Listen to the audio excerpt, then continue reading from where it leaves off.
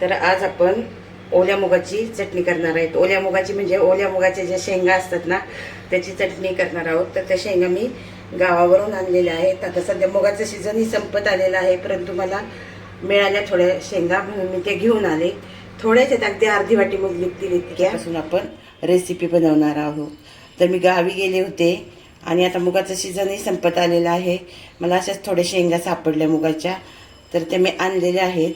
तर आता आपण ह्या मुगाच्या शेंगा सोलून त्याची चटणी बनवणार आहोत. तर ती रेसिपी मी तुम्हाला दाखवणार आहे. आता हे जे मुगाचे शेंगा आहेत ते शेंगा मी अशा पद्धतीने सोलून घेणार आहेत. त्याचे सगळे जे शेंगातले दाणे असतात ते दाणे मी काढून घेणार आहे. तुम्ही पाहू शकता अशा पद्धतीने मी आता सगळ्या शेंगा सोलून घेणार आहे. तर मी तुम्हाला ज्या ओल्या मुगाच्या शेंगा दाखवल्या होत्या ते मी सोलून घेतलेल्या आहेत. तर आपल्याला त्याच्यापासून ओले मूग अर्धी वाटी मिळालेले आहेत. तर आता त्याच्यासाठी आपण काय साहित्य लागतं ते बघूया. मी 6 ते 7 हिरवी मिरची घेतलेली आहे, जरा तिखटवाली आहे. जरा तिखट असेल तरच ही चटणी छान लागते खायला. 5 ते 6 लसूण पाकळ्या घेतलेल्या आहेत. मीठ घेतलेलं आहे. एक कांदा कापून घेतलेला आहे. कांदा जरा थोडा मोठाच होता. आणि कोथिंबीर घेतलेली आहे. तर आता आपण काय करणार आहे, हे ओले मूग तेलावर भाजून घेणार आहे. आणि हिरवी मिरची, लसूण आणि मीठ मिक्सरला जाडसर वाटून घेणार आहेत. आणि मूगही मिक्सरला जाडसर वाटून घेऊ आणि नंतर मी तुम्हाला दाखवते. गॅसवर तवा ठेवलेला आहे आणि आता तव्यावर मी हे जे ओले मूग आहेत ते ओले मूग मी छान असे भाजून घेणार आहे. कारण आता मुगाच्या शेंगांचा सीझन संपत आला होता. हे मूग माझ्याकडे थोडेच आहेत, अर्धी वाटीचे. त्या अर्ध्या वाटी मुगाची मी तुम्हाला रेसिपी बनवून दाखवणार आहे. ही मुगाची ओल्या मुगाची चटणी अतिशय टेस्टी होते, खायलाही खूप छान लागते. आणि तुम्हाला तर सर्वांना माहिती आहे मूग किती पौष्टिक असतात ते. तर आता आपले मूग छान असे भाजलेले आहेत.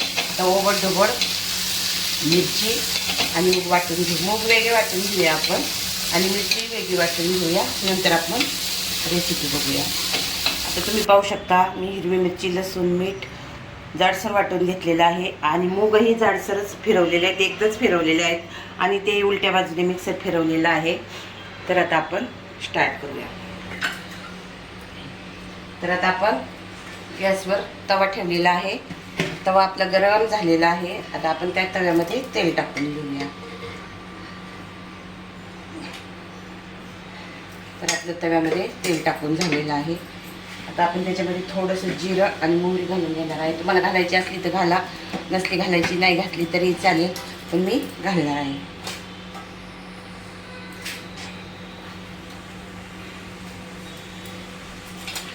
तर आता आपली जिरं आणि मोहरी घालून झालेली आहे. तर आता आपण कांदा घालून घेणार आहोत. त्याच्यामध्ये कांदा आपल्याला छान असं लालसर रंगावर परतवून घ्यायचा आहे. तर आपला कांदा घालून झालेला आहे. आता व्यवस्थित छान असा आपल्याला कांदा भाजून घ्यायचा आहे तेलामध्ये. तर तुम्ही पाहू शकता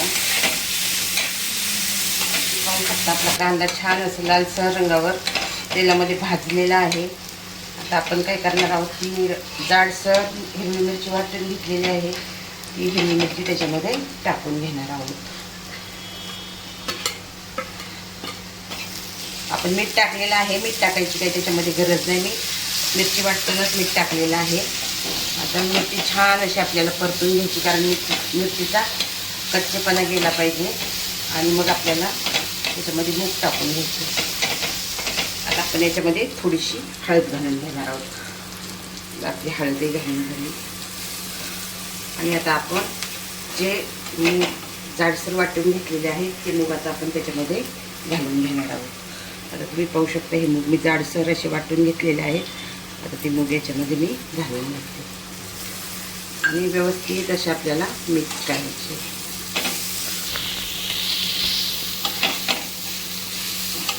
आता आपली मुगाची चटणी छान अशी मिक्स झालेली आहे. तर आपण त्याच्यावर 2 मिनिटासाठी झाकण ठेवून घेऊ, म्हणजे एक वाफ येईल त्याला. आता छान अशी वाफ आलेली आहे. आता मी झाकण काढून घेते. तुम्ही पाहू शकता आपली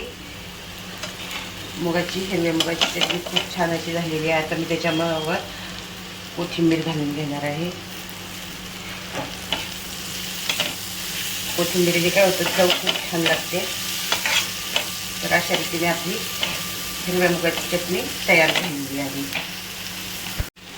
आता ही मी एका डिशमध्ये काढून घेते. तर आपल्या मुगाची चटणी खूप छान अशी झालेली आहे. तर आपण त्याच्यावरती कोथिंबीर घालून घेऊया. तुम्ही लिंबूही पिळू शकता, लिंबू पिळूनही अगदी टेस्ट खूप छान येते. आता तुम्ही पाहू शकता आपली मुगाची चटणी खूप छान झालेली आहे. तुम्ही काही तुमच्या यांनी नाव द्या त्याला, मुगाची चटणी बोला किंवा काही मुगाचा खरडा बोला, काय बोला. पण सीझनमध्ये जर तुम्हाला मुगाच्या शेंगा मिळाल्या तर त्या शेंगांमधले ओले मूग काढून अशा प्रकारची चटणी नक्कीच करून बघा. तर मुगाच्या सीझनमध्ये पावसाळ्यात जून, जुलै, ऑगस्ट ह्या महिन्यात जेव्हा मूग पेरतात तेव्हा आपल्याला हे शेंगा सहज मिळून जातात. पण आपण शहरात असल्यामुळं आपल्याला काही ते हे होत नाही. कधी कधी चुकून कुठे विकायला आल्या तर त्याही तुम्ही घेऊ शकता. तर आता अशा प्रकारे माझी ही चटणी झालेली आहे. तर ही चटणी माझ्या मुलांना चपातीबरोबर खूप आवडते, म्हणून मी त्यांना चपातीबरोबर खायला देते. तुम्ही वरण भाताबरोबरही ही चटणी तोंडी लावू शकता. तर अशा प्रकारे आपली ही मुगाच्या चटणीची रेसिपी झालेली आहे. आणि तुम्हाला जर माझी ही रेसिपी आवडली असेल तर माझ्या व्हिडिओला लाईक करा, शेअर करा. तुमच्या काय कमेंट असतील तर कमेंट बॉक्समध्ये लिहायला विसरू नका. आणि माझा व्हिडिओ पाहिल्याबद्दल धन्यवाद.